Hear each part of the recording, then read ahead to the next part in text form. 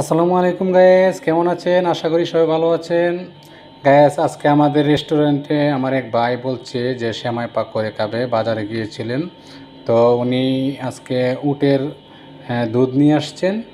তো বলতেছে যে সারা জীবন তো আমরা গরুর দুধ দিয়ে আমরা সেমাই খেয়েছি।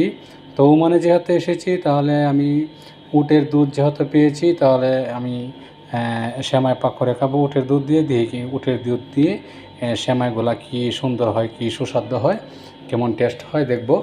তো আমি ভাবলাম যে ঠিক আছে, তো আপনি যখন বলতেছেন ঠিক আছে সেমাই নিয়ে আসেন। এই যে দেখতে পাচ্ছেন দোকান থেকে আমরা সেমাই নিয়ে আসছি, কিশমিশ নিয়ে এসেছি, তো চাল পাতা দিয়েছি, দারচিনি দিয়েছি, আরও কত কিছু দিয়েছি। তো উটের দুধ দিয়ে আজকে আমরা সেমাইগুলো পাক করে নিলাম। তো আমি পাক করতে পারি না, আমার ভাইয়া বলল যে আমি পাক করতে পারবো। তো সে পাক করে নিয়েছে। তো চিন্তা করলাম যে আপনাদের কাছেও শেয়ার করি বিষয়টা কেমন হয়। উটের দুধ দিয়ে সেমাই পাক করেছি জীবনে সর্বপ্রথম ওমানে আসিয়া। তো সারা জীবন তো গরুর দুধ দিয়ে আমরা সেমাই খেয়েছি, তাই আজকে প্রথমেই উটের দুধ দিয়ে সেমাই পাক করা হয়েছে, তাই আপনাদের কাছে শেয়ার করলাম।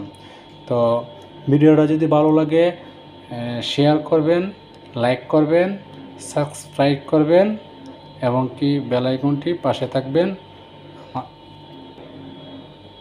ভালো থাকবেন, সুস্থ থাকবেন। আল্লাহ হাফিজ।